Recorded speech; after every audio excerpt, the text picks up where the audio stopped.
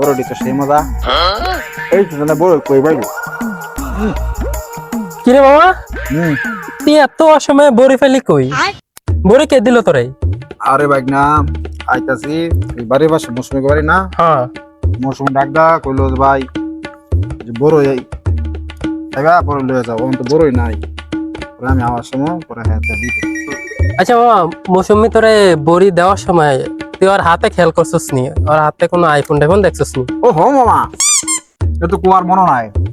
বড় জন দিল তখন দেখলাম হাতে একটা আইফোন। জবাব দে। মামা দেখছস কারণ কামটা করলো কি?